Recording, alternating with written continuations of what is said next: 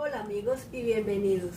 Hoy tenemos nuestro segundo video con nuestro gran invitado, el capitán Carlos Pérez. Bienvenido, capitán. Muchas gracias, muy amable. Un gusto tenerlos. Muchas gracias. Capitán, la primera pregunta que le queríamos hacer era, ¿cuál es la preparación académica de un piloto? La preparación académica ha variado un poco en los últimos años y depende también la aerolínea. Pero normalmente las compañías grandes llamadas Major, las aerolíneas que vuelan aviones de transporte, en las compañías que son bandera, por lo general exigen que el piloto, antes de entrar a la aerolínea, tenga hoy día un mínimo de 1500 horas de vuelo, tenga una profesión académica en una universidad cualquiera, por lo general en cualquiera de las ingenierías, ingeniería eléctrica, ingeniería en sistemas, ingeniería civil, bueno, en fin, pero también puede ser otra profesión. Una vez que el piloto tiene sus requisitos y ha hecho su curso de piloto comercial, los requisitos del piloto comercial son diferentes al piloto privado. El piloto comercial es más exigente porque es unas regulaciones, por ejemplo, de FAA y de la OASI, que es la Organización Internacional de Aviación, que pertenece a un brazo aeronáutico de las Naciones Unidas. Entonces, estos pilotos, más hoy día con la cuestión del coronavirus y demás, me hace acordar tu pregunta de que, por ejemplo, Delta Airlines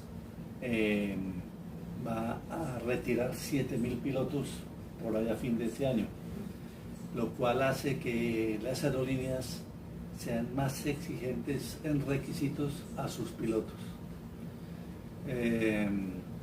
Entonces van a tener un grupo muy numeroso de pilotos aspirantes, por lo tanto no se sabe pues hasta dónde pueden llegar las aerolíneas a exigir, porque por ejemplo para iniciar también se les exige a los pilotos un examen psicotécnico con un psicólogo de la empresa muy detallado. Entonces yo pienso que esa área va a ser mucho más fuerte en sus requisitos. También vemos como, por ejemplo, la FAR, o sea, la Federal Aviation Regulations de Estados Unidos, que es la FAA la que regula en Estados Unidos la aviación, tienen varios capítulos. En la aviación, por ejemplo, de aviones pequeños, de aviones que tienen un peso máximo de payload, o sea, de carga paga, de 7.500 libras para abajo. Esos pertenecen a la parte de 91, a la parte 125 y a la parte 135. Allí los requisitos son mucho más suaves, pero ya cuando entramos a hablar de la parte 121, las regulaciones son mucho más estrictas. Entonces hace que las aerolíneas tengan que apretar un poco más a los pilotos que van a volar aviones pesados, aviones grandes. Hay un límite de edad. Por ejemplo, el piloto en la parte de 121 no puede volar sino únicamente hasta los 65 años, en lo que refiere a Estados Unidos, que es la que comanda y prácticamente da las pautas para que se hagan regulaciones casi que a nivel mundial, siguiendo los pasos que ha dado la FAA de Estados Unidos. En la parte 91, parte 125 y 135, no existe límite de edad. El piloto puede volar hasta cualquier edad, siempre y cuando el certificado médico esté aceptable por los médicos aeronáuticos, que también son muy estrictos, en donde se chequea la parte física de los pilotos en una forma muy rigurosa.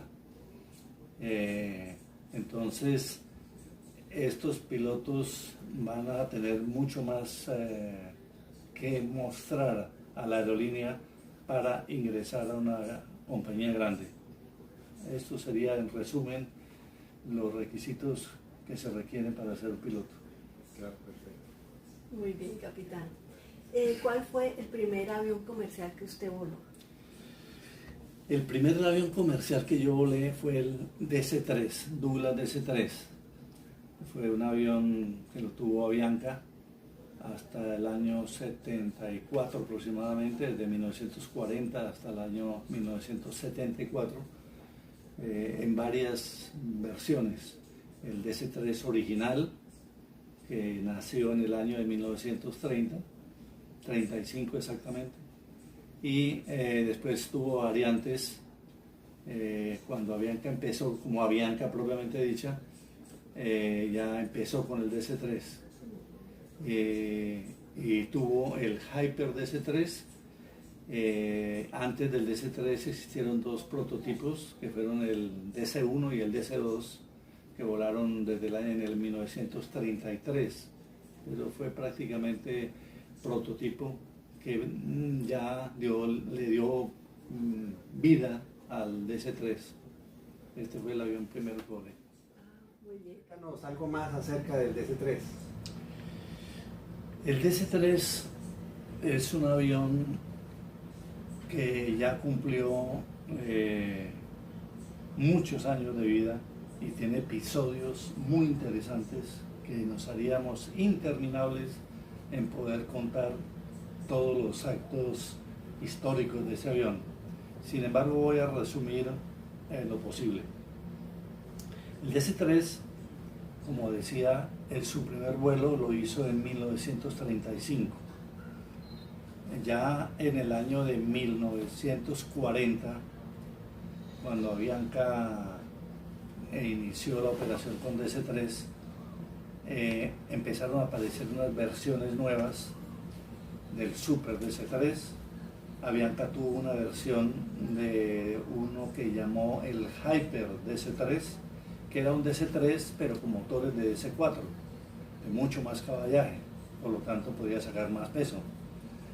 El Hyper DC-3 fue un avión que se utilizó mucho en Colombia por la altura, en las cordilleras, la altura de los aeropuertos.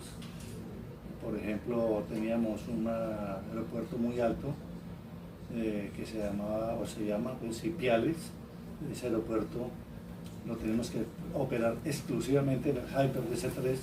Ese aeropuerto llega casi a los 10.000 pies de altura sobre el nivel del mar. Está prácticamente en la frontera con el Ecuador. También puedo decir sobre el DC-3 una cosa muy interesante. Cuando este avión empezó a volar, dividió en dos épocas la vida de la aviación. Antes del DC-3 y después del DC-3.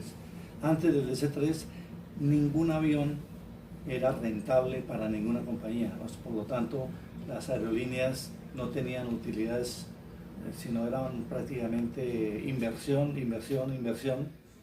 Y las utilidades empezaron recién el avión DC-3 empezó a operar en todas las compañías del mundo. Avianca, una de ellas.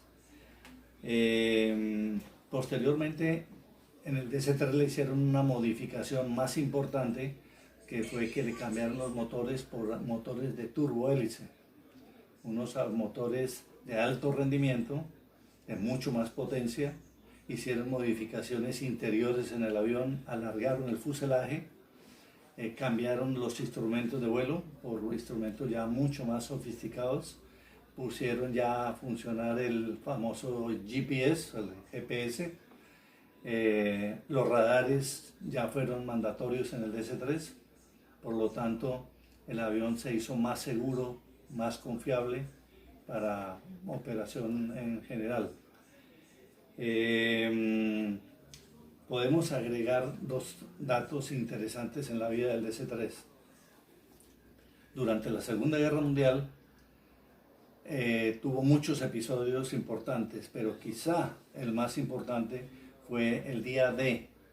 El día D fue la invasión de los aliados, Estados Unidos, Inglaterra, Francia, etc., a Alemania nazi, que ocupaba en ese momento toda Europa prácticamente. Y Estados Unidos comandó esa invasión, el general Eisenhower, que posteriormente fue presidente de los Estados Unidos, y se participó en la forma aérea con paracaidistas muy bien apoyado para entrar detrás de las líneas de la costa de Normandía para poder hacer una invasión segura, o por lo menos donde no hubiera tanto muerto. Vía naval también hubo unos desembarcos supremamente grandes, importantes, pero el soporte aéreo básicamente lo hizo el DC-3, lógicamente apoyado por aviones de combate tipo caza, ¿no? Como el Spitfire, el Huracán, que eran de la RAF, Fuerza Aérea de Inglaterra, Real Fuerza Aérea. Otro episodio interesante es una vez terminada la Segunda Guerra Mundial, Berlín quedó en el medio de la Alemania Oriental y Berlín estaba como capital de Alemania, que es hoy día todavía nuevamente,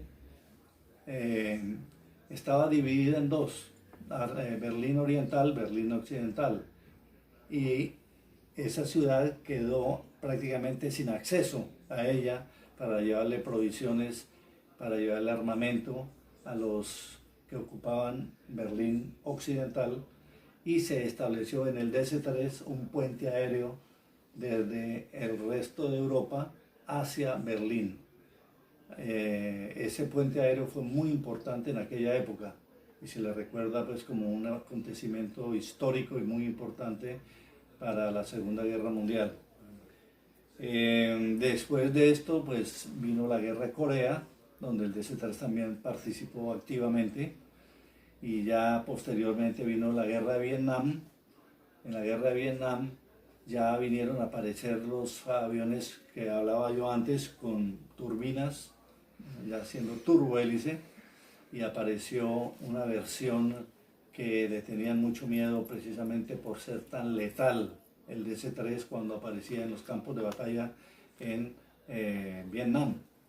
Hoy en Colombia tiene la policía y las Fuerzas Armadas, el Ejército, tengo entendido que también tiene esa versión del DC-3 con turbohélice, es el famoso avión fantasma.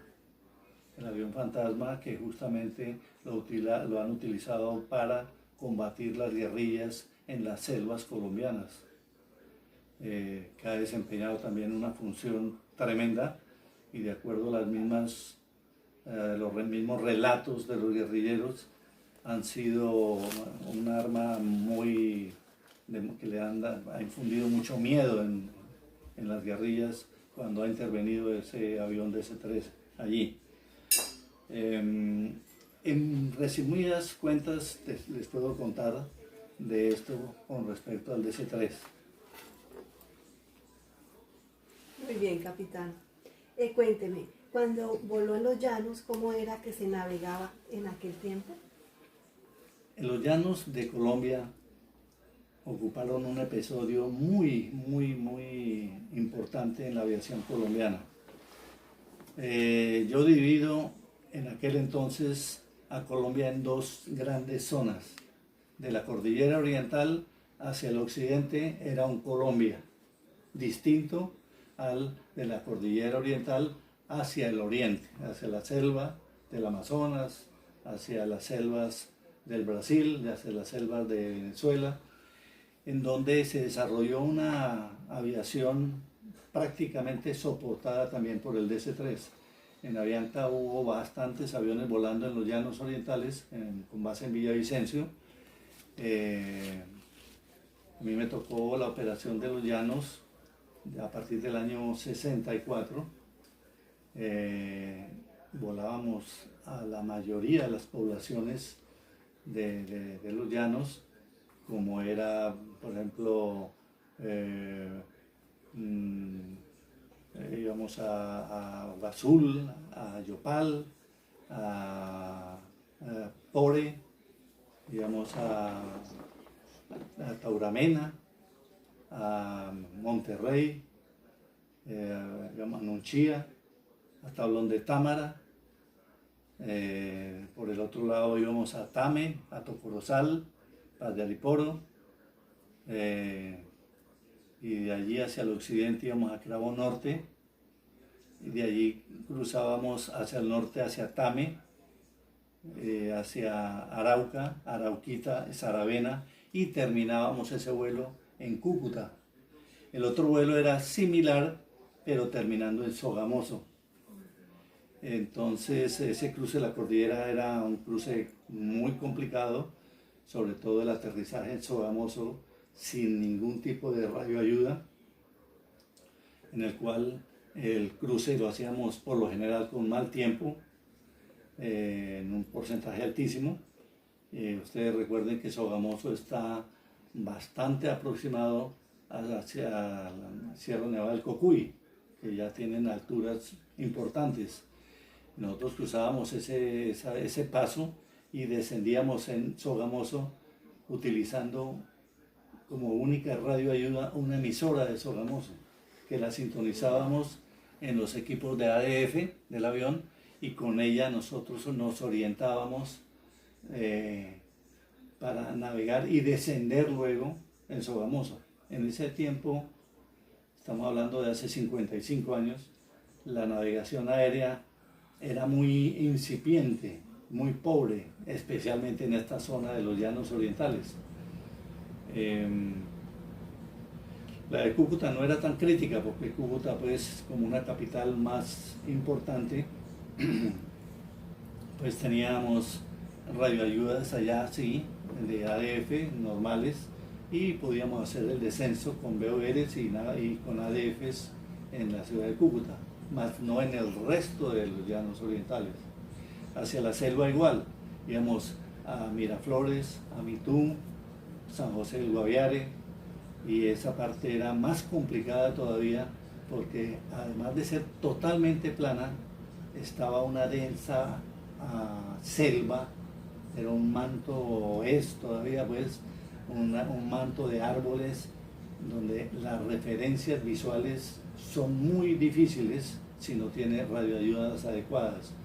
Repito, hoy día pues ya con el GPS y con el radar es muy fácil hacer esa navegación. Eso pues les puedo comentar con respecto en términos generales a la operación del DC-3 en los llanos. Muy bien, capitán. Capitán, otra pregunta. ¿Algún otro detalle con respecto a la navegación y a la parte meteorológica?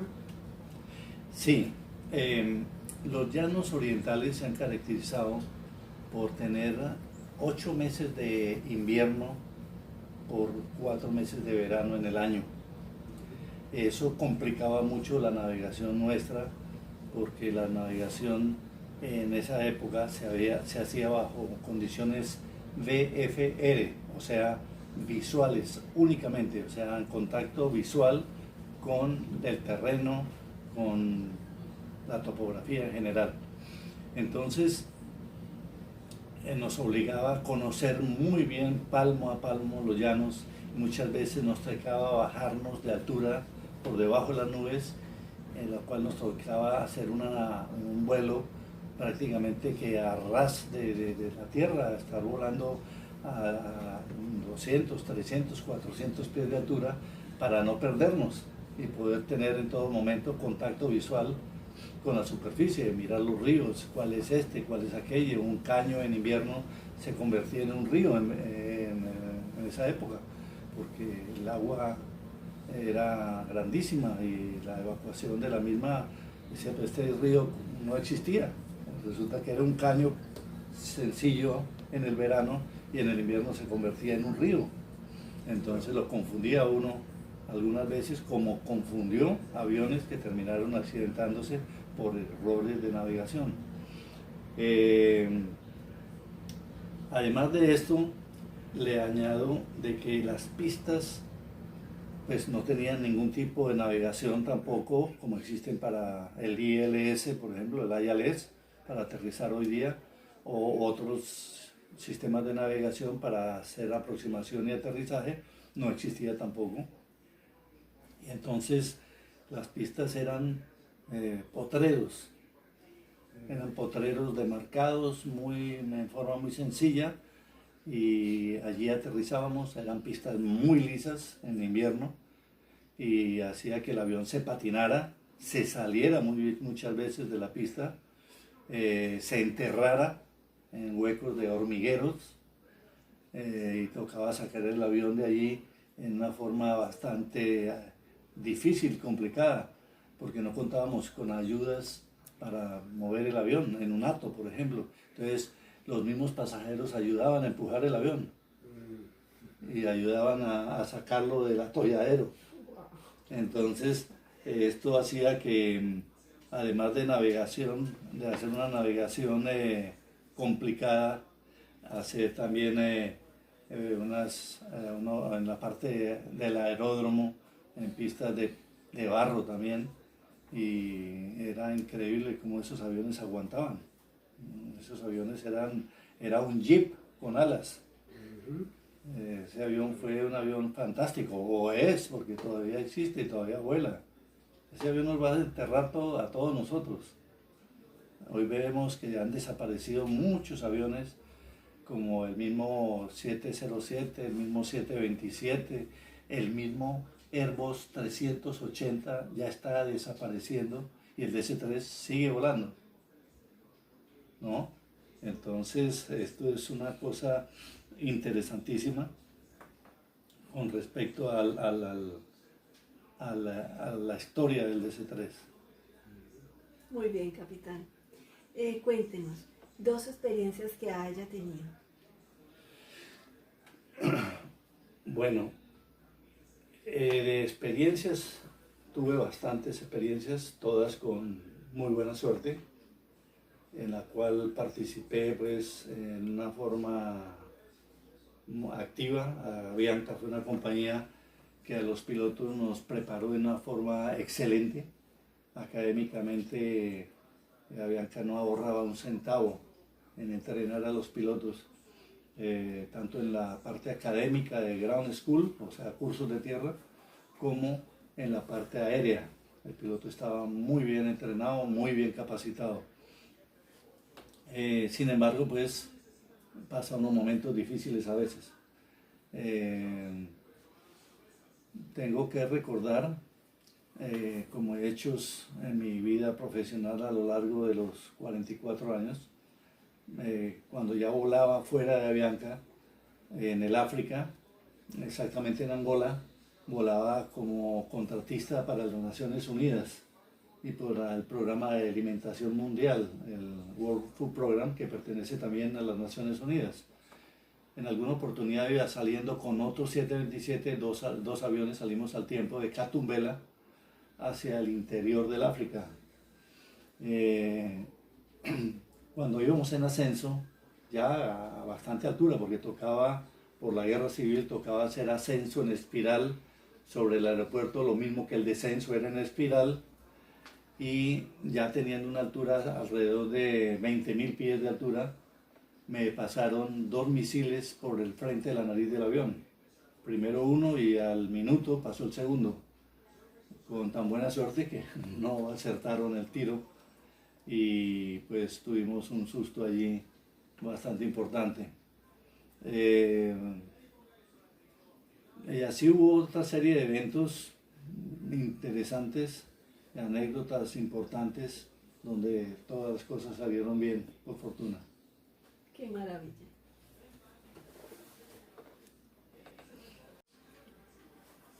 Capitán, cuéntanos tu experiencia en unos secuestros que hubo en Avianca.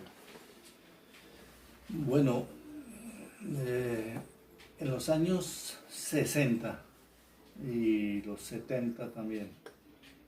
Hubo muchos secuestros de aviones en Colombia, de varias compañías. Habían hubo varios, en los cuales yo estuve en 1 y medio. El primero fue un secuestro en un avión de C4, yo era el copiloto, el capitán era el capitán Tomás Restrepo. Salimos de Cúcuta para Bogotá y a los 15 minutos de haber despegado de Cúcuta se nos metieron a la cabina 4 personas armadas, 4 hombres armados, y nos amenazaron con que teníamos que ir a Cuba. Nosotros le dijimos pues de que efectivamente iríamos, pero siempre y cuando no se le pasara nada a los pasajeros, que no fuera a haber una hostilidad ahí violenta, y que teníamos que hacer escala en Barranquilla a tomar combustible, como así lo hicimos. Durante el secuestro ellos abrieron la puerta de comunicación entre la cabina de pasajeros y cabina de carga y nos mostraron de que atrás tenían también otros compañeros de ellos secuestrados a los pasajeros. Dentro de ellos era un oficial de la policía que venía uniformado, al cual le quitaron su arma de dotación y reforzaron más el armamento de ellos.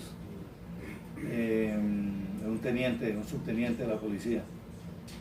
Y bueno, continuamos a Barranquilla, aterrizamos allá, tuvimos un despacho rápido, en vista de que nosotros también presionamos que no aterrizábamos hasta que no viéramos el camión, el carro tanque de combustible en la cabecera de la pista para aprovisionarnos, puesto que había sucedido en esos días también casos de secuestros en el cual la policía o el ejército le había estallado las llantas con balas a los aviones que estaban secuestrados y hubo gran peligro en los pasajeros de que hubieran sido ejecutados o algo similar para presionar a las autoridades que pusieran combustible al avión.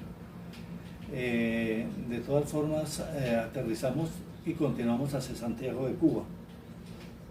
Llegamos a Santiago de Cuba, nos quedamos allá toda una noche, un día y una noche. Recuerdo con claridad de que al día siguiente nos regalaron a todos los pasajeros y tripulantes 2 botellas de ron que ya no era el ron Bacardí sino el ron Caney. Bacardí se llamó antes de la revolución de Fidel Castro y después le cambiaron el nombre a la fábrica y nos regalaron un libro que era 100 años de soledad. Fue la primera vez que se conoció ese libro en el ambiente literario de Colombia. El hecho es de que después de que nos hicieron ese obsequio entre comillas, nos pasaron la cuenta de cobro. Entonces el capitán del avión tuvo que firmar el documento en el cual aceptaba el cargo con los cobros también del combustible que le habían puesto al avión, con los cobros de atención aeroportuaria, etcétera, del hotel, la comida que nos dieron en el hotel, todo eso estaba totalizado allí.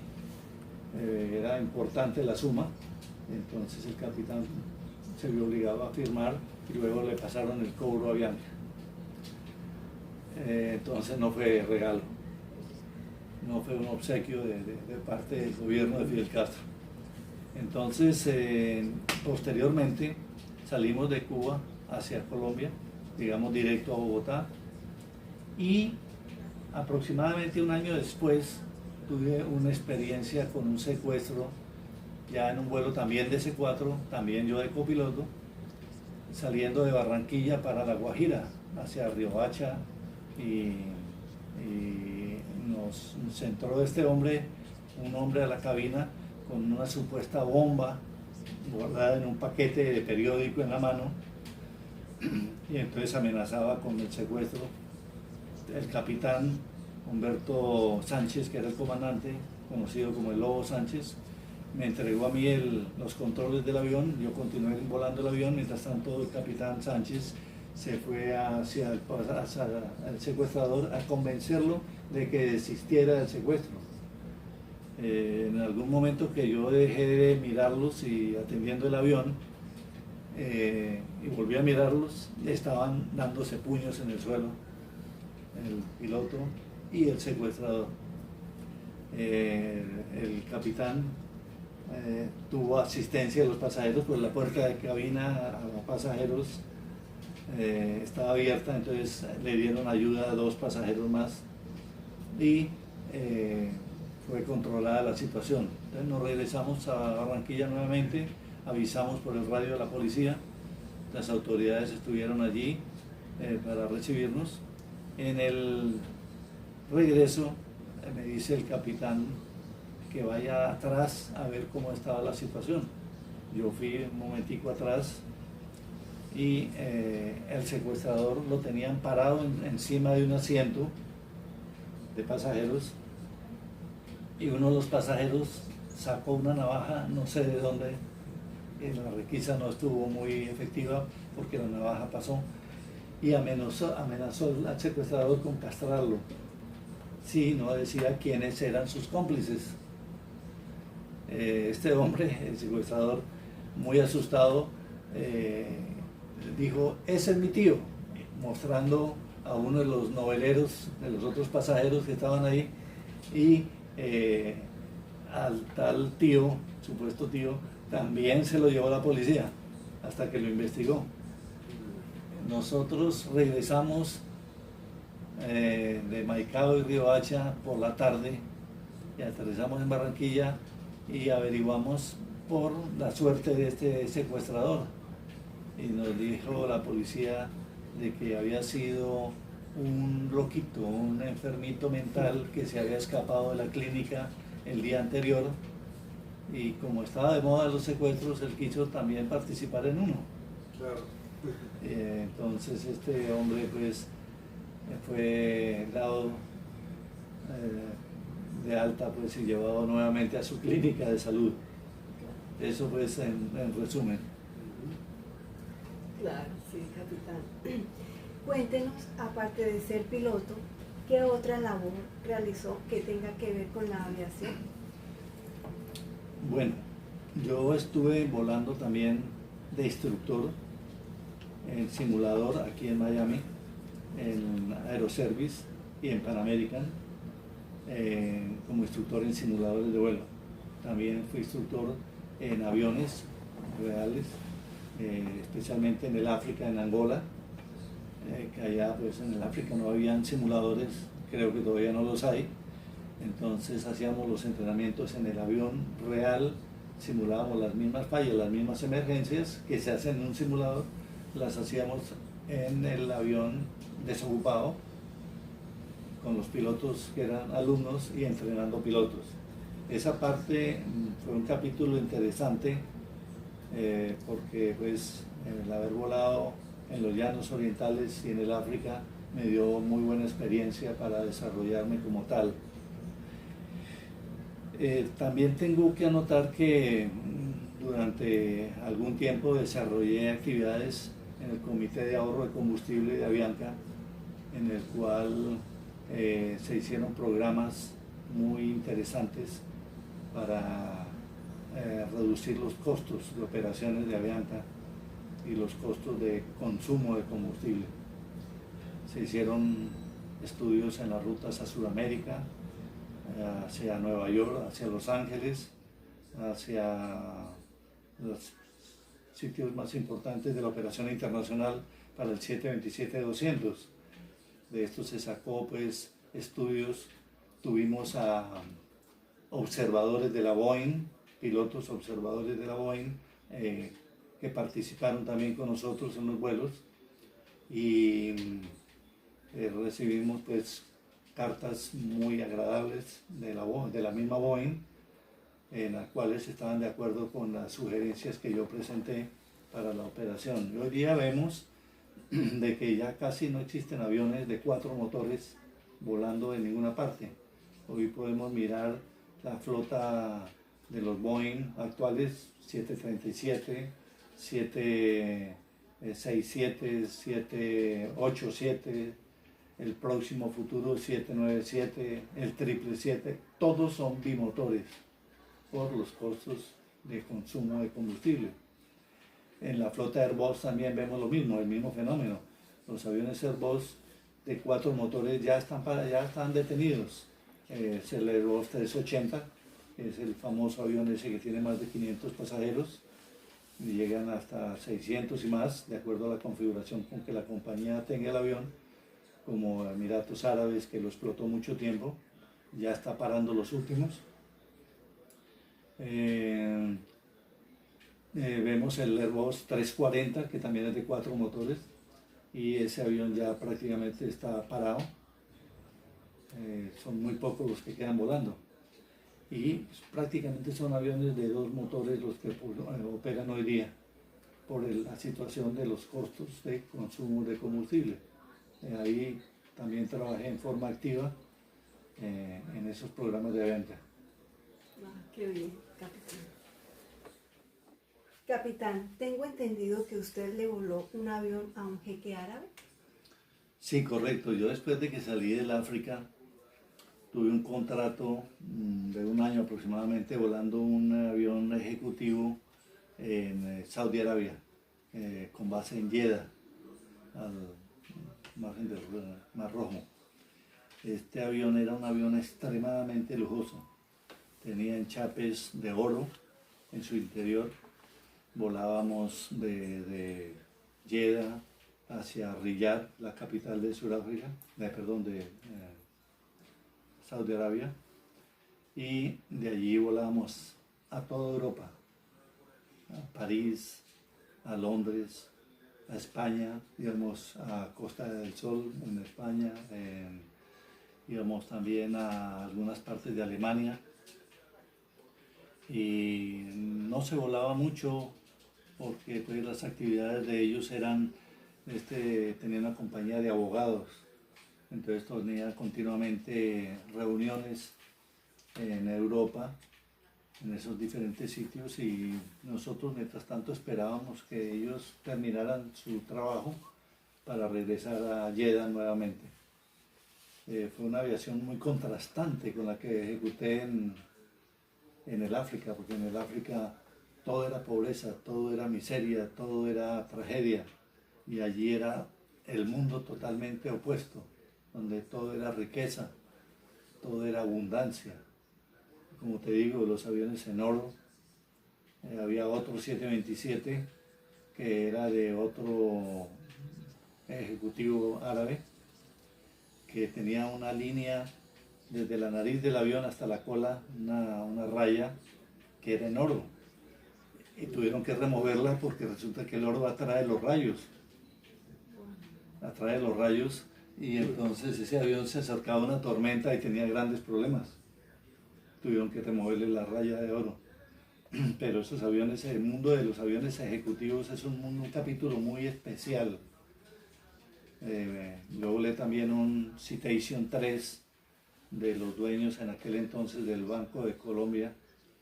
Era Banco de Colombia, no Bancolombia como es ahora, que era la familia Gilinski. Volábamos de Bogotá hacia acá, la Florida, íbamos más que todo a Fort Lauderdale, algunas veces íbamos hacia Houston, Texas, y hacia otras partes de Estados Unidos. Eso fue la parte de mi operación ejecutiva. Muy bien, capitán. Capitán, cuéntanos cuántas horas de vuelo acumulaste. Bueno, en 44 años siempre acumulé una cantidad de horas grande, porque, por ejemplo, en la operación en el África, en Angola, no nos bajamos del avión. Llegábamos a volar un promedio de 150 horas al mes, algunas veces más. Una vez volé 230 horas, creí que me iba a morir del cansancio. Entonces, esto hizo que fuera sumando mucho las horas. En el África, allí en aquel entonces no había ninguna regulación, no existían regulaciones, no existía autoridad aeronáutica que estuviera mirando ese exceso de horas que se hacía por parte de los pilotos. Y llegué, para contestar tu pregunta, a acumular 29.500 horas de vuelo. Bastante. Siempre.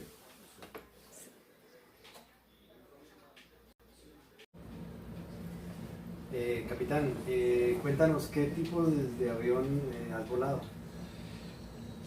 Bueno, además de haber volado el DC-3 y el DC-4, volé el Boeing 727 en la serie 100 y en la serie 200.